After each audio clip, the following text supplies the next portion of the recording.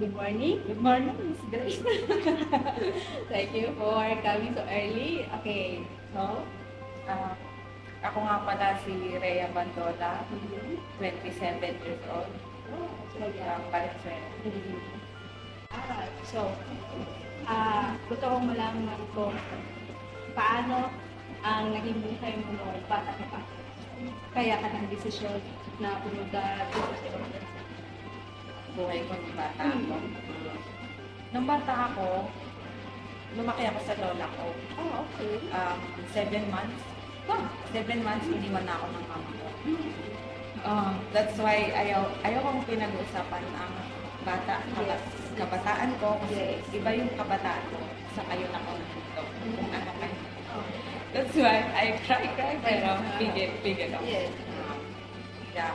7 months, iniwan na ako ng nanay ko. Then yung lola ko na ang nagpalaki sa akin. Yung lola ko na yung nakasama ko sa hirap. Yan. Siya nagturo sa akin mamuhay mag-isa. Sa edad ko na 3 years old, sobrang matured ko na.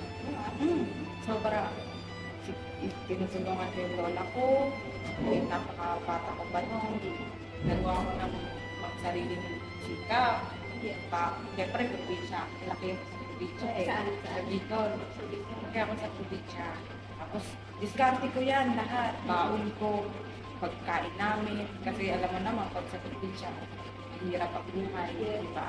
Hindi mo alam saan ka magwan ang araw-araw mo. Usually, pag sa probinsya naman, mabubuhay ka talaga. Kasi sa tabi-tabi lang, may mga gulay na, may mga prutas na, di ba? Yes. So, sobrang ano pa rin talaga ng probinsya. Laki sa probinsya, sobrang laki.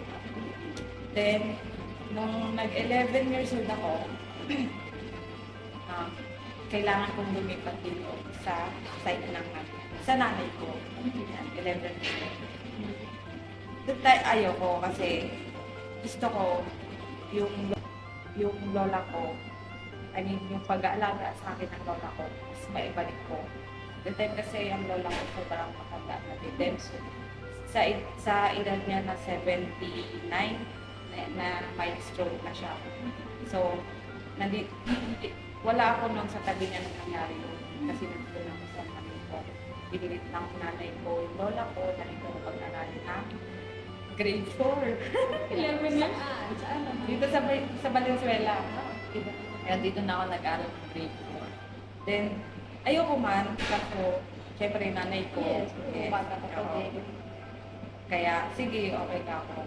Then, sabi ko lang, makagraduate ako ng grade 6. Babalik ako doon para doon na ako ma-continue.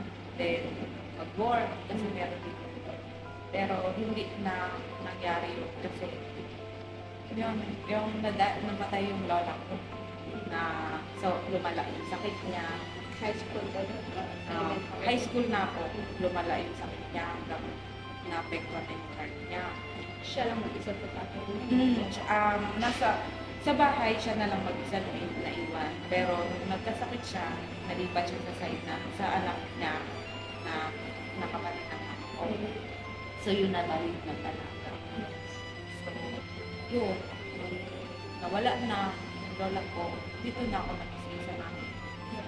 No, which is, ang hirap sa kalooban kasi hindi kami gano'n kalaki ng kung mas ikukumpara ko yung lola ko, tsaka yung nanay ko, mas feel ko yung love ng lola ko. Kasi sobrang talagang mas pinaramdam ng lola ko ng mahal niya. So, Kaysa sa nanay. tinanong mo, bata ka, hanggang 11 or 10 ka sa lola mo, tinanong mo kung bakit iniwan na Hindi ko na ang sabi ng lola ko is nag-work siya dito. malayo. Pero ang pinisama ng loob ko, 4 kami magkakapatid. Tatlo ang pinuha niya, pero ako Hindi ka naman pinakabunso. Ako ang bunso. Ikaw na po. Sa Okay? akin, 7 months, iniwan niya na ako. Then yung 3 kong kapatid, sinama niya. The way na may pinakasama siya. Ayun yung stepfather namin. na yun. Ako kasi yung tao na hindi ako mapagtanim ng galit.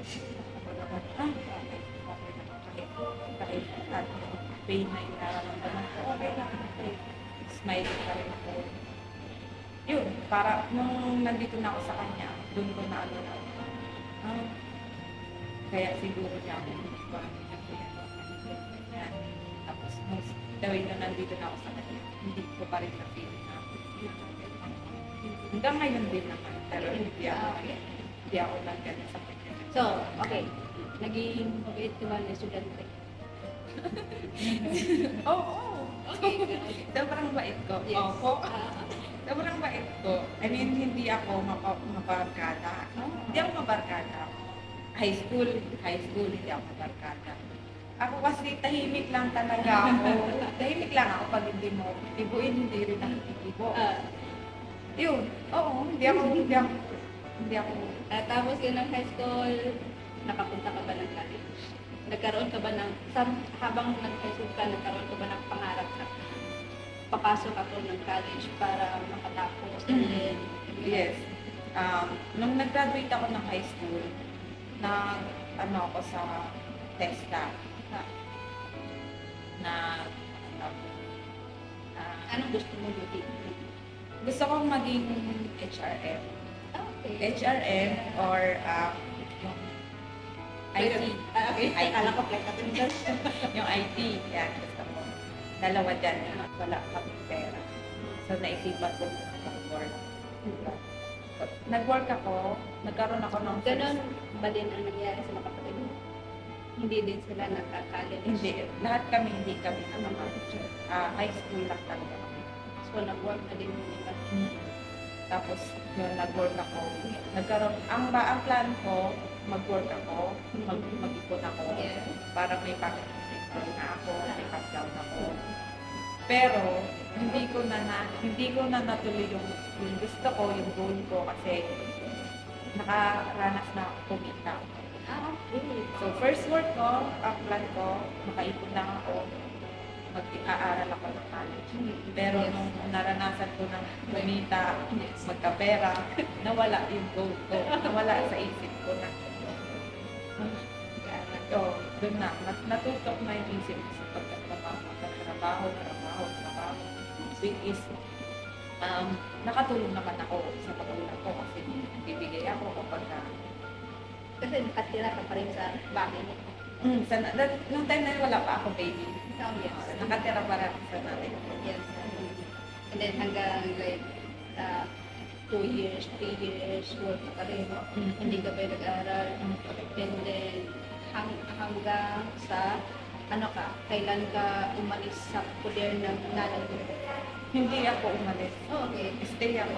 Stay ka talaga. So, bakit ka rin nasasyon? Dito? Hindi, sa kanila. So, hanggang na yun. Nandun ka ba? Okay. Nandun sa kanya yung anak ko. Sige. Paano ka nagkaroon? Sabi mo nga, mabait ka. Focus ka lang sa pag-study. So, paano ka nagkaroon ng baby? Nagkaroon ako ng baby. Ito na my first work ako. That time, sobrang lungkot, gano'n. Tapos, yung get together sa work, yung party, ganyan. Then may namit ako.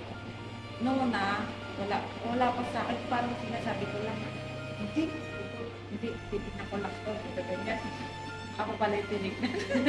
Tapos yun. Tapos, siguro mga bago lang kami. Then, gano'n. Tapos, may sinagot mo na dyan. Ilang buwan naman. Sinagot mo na. Okay. may ano din, isang buwan. May isang buwan din. Already, mahaba na din yun. May isang buwan din. Yun. Then, nagbago lahat. Kasi pala, pregnant na ako. Kasi nagkaroon siya ng other. Same word. So, paano ko na sabi yan sa parents? Tinago ko ng 4 na buwan. Okay. Yung chat ko. Tinago ko siya ng 4 na buwan kasi nung 1 month, nung 1 month na yun, alam ko, please na, kinausap ko siya. Sabi ko, kailangan natin mag-usap.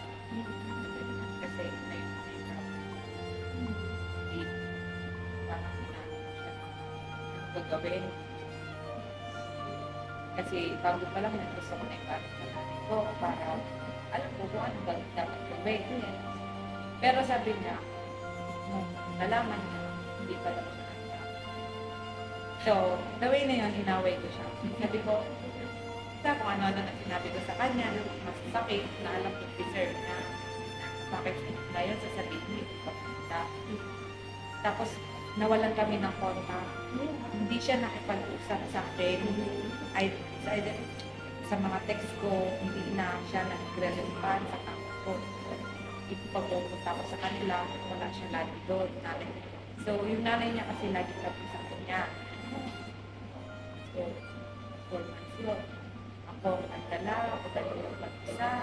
Sabi ko naman, paano ko ipapaalis sa kanila?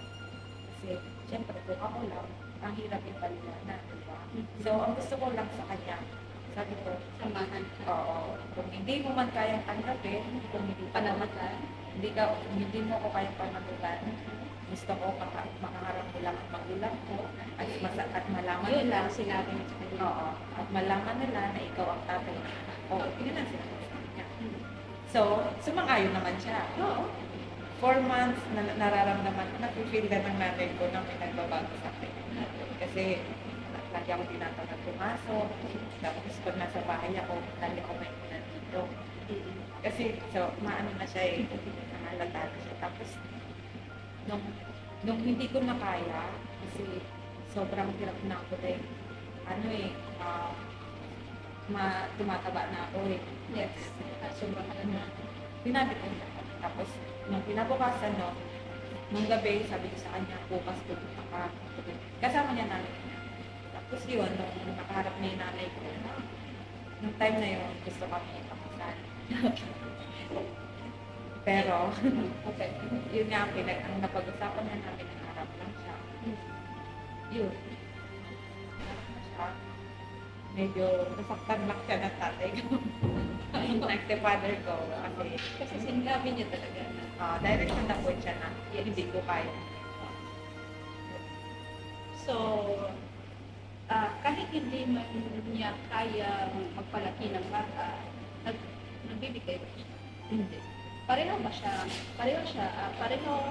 sa'yo yung sitwasyon na hindi din siya nakatapos at saka maaga din siya magtrabaho.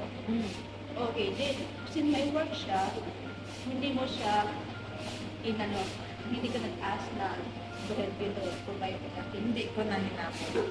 Pero gusto niya. Gusto niya mag-provide. Yes. Gusto niya mag-provide. Pero hindi ko hinapon. Okay. So, after no, na nag-meet sila, hindi na siya nakipag-contact or hindi ka na nakipag-contact. Hindi na. Oo, sige. So, paano, since nalaman na ng parents mo, tanggap mo nila, di ba? Kasi, naglalap ka. Paano mo na napalaki ang bata at kayo pa kayo ng sitwasyon? Napalaki ko siya. Nung pinanganak ko siya, actually, 2 months, bumalik na ako ng work. Nag-work na ulit ako. Nag-work na ulit ako ng fast food. Para lang mabigyan siya. I mean, mabigay ko yung, siyempre, magdadali. Nag-iyan na siya, magdadali pa siya. Then, hindi ko naman i-feel sa magulang ko na lahat. Ayoko i-aasa sa kanila na kung kaya ko naman na mag-work. Bakit hindi? So yun, work ako. Tapos, natutulong ko pa yung nanay ko. Natutulungan din ako ng nanay ko. Siyempre, kasi pag nasa work ako, siya nag-aalaga sa anak ko. Tapos, eto na, next. Actually, hindi siya mapagtanong. Hindi ko siya, simula nag-isang taon siya na hanggang ngayon, ilang taon na siya, hindi siya nagtatanong. Ako sa tatay. Hindi. Siguro dahil wala pa masyadong sa isip niya, pero hindi pa siya nagtanong. Kasi, nandun naman din ang stepfather. Parang nag-share rin yung tatay. Pero, in-explain ko sa kanya. Hindi man siya nagtanong, pero sinabi ko. Sabi ko sa kanya, kung isang araw, maisipan niyang hanapin o ipagtanong ng tatay niya. Okay, kapag hindi ko siya pagbabawalan. Andyan lang siya. Kasi ano lang isang sakay lang naman malapit mo sa akin. Kasi sinabi ko sa kanya yun. Tapos kung magkaedad ka, tapos gusto mo makita tatay mo, okay lang. Sabi ko, basta sabihin mo lang sa akin. Nakita ko sa kanya yung picture. It's you. Nalilinaw ko naman sa kanya. Hindi siya nabigyan. Hindi naman. Wala lang siya lang. Okay, so, no, since when, sabi mo nga, sa katingin ko, sa edad natin, sa edad natin, bata ka pa talaga. And then, since sobrang sipag ko, hindi mo na naisip na magka-relasyon ulit.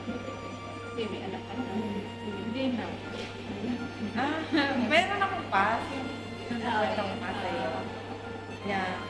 I think, 3 years old na siya. 3 years old na yung anak ko. Yeah, 3 years old. Then may naging pass ako. Same gender ko. Hindi okay lang sa'yo, tapos or katila. Okay naman. Okay lang din. Karoon ako ng past relationship na same gender ko. Which is, part ako ng LG. Naging part na ako ng sex. So, dapat, during 4 years kami, noong October, ito po November 6. Pero, wala. Sa sobrang dami din ng mga nangyari. Siguro nga. Hindi talaga. Oo, siguro nga. It's time to kiss myself naman. Yeah. So, you mean to say, after sa kanya, wala na ka, ano naman ang feel mo about having another one? Are you searching? Are you waiting? Are you dreaming? Or are you still looking forward to having a partner? Sa ngayon, hindi ko pa alam kasi ang pinaka-goal ko, ang focus ko talaga is mabigay yung pangangailangan ng kaya yun ang dahilan bakit nandito. When you say yun ang dahilan, I mean, you have a lot of experience sa husband. Pwede, if you have a lot of experience, pwede ka naman like mag-long term dun sa work mo, din naging regular ka, kasi iba, iba ang swerte mo dito. Pero pwede kang maging regular sa isang company. Oo, naranasan ko na din yan na regular. Yeah. Na-regular ako sa isang company na factory. Kaya lang, yun nga, hindi sapat ang kita mo sa Pilipinas para pang-sustento sa pamilya mo, sa sarili mo, sa amin mo. Kasi ang kinikita mo sa Pilipinas is pang-sarili. Yes. Kaya, Renta, pambili mo ng pagkain, budget mo ba sa sa transport. Yes. So, hindi naman sabihin natin malaki yung binibigay mo sa parents mo para sa bahay. Actually, mas malaki. Okay. Mas malaki ang nabibili ko sa kanila. Nung nandun ka pa sa police, nung nagtatrabaho ka pa sa police, malaki. So hanggang ngayon, ganun pa rin. Or mas malaki na. Kasi malaki na rin sabihin natin. Oh, sa ngayon pala. Yes. Sa Pilipinas, mas kalahati sa sahod ko sa kanila. Tapos, nagtitira lang ako sa sarili ko na pang-budget ko, syempre, pang-food ko sa work. Kasi, mas inisip ko, mas maraming gastusin sa amin, lalo sa mama ko. Kasi mama ko wala lang siya. Ang may work lang talaga sa akin, si Stefan ko. So, ilan yung binubuhay nila? Maliliit pa. Pati yung mga kapatid. Pati yung mga kapatid na nagtatrabaho natin, hindi ba sila tuloy? Ang may trabaho lang naman na maganda ang kita sa ating magkakapatid is yung isang ate, yung isang munod sa panganay. Bahay din siya ang work, pero doon na sa Pilipinas. Then yung kuya ko, may sarili na din siya. Oh, yes. Then yung work niya kasi minsan wala. Hindi na siya nagbibigay sa namin. Wala pa siyang anak pero yung asawa lang kaya. kasi iba din. So silang dalawa, wala silang bago, wala silang bagong baby. And so, sa pag-ano na nanay mo, I mean to say, nagkaroon ka ng baby, siya nag-alaga ng baby mo, kapag wala ka, nandun ka sa work, naging close ba kayo ng nanay mo after? Close? Nag-uusap kayo? Oo. Ano kasi, oo. May distance. Oo, yung usap, oo. Mas parang mas naging, nung nagka-baby na ako, parang mas naging malapit na yung flow namin sa isa't isa. Tapos, minsan kasi pag yung, minsan may bad attitude din ako na kapag pagsasabihan, nakakasakit ako. Pero, in a good way naman, na hindi masasaktan yung feelings ako. Yes, may respeto ka rin. So, hindi mo na binalikan yung after wala ng nanay mo, lola na, hindi mo na binalikan yung people. Hindi na. Concentrate ka na talaga. Yung ate ko nandoon, isa kong, bali, kami kasi tatlo kaming babae, tapos isa lang yung lalaki, sa una kaming apat.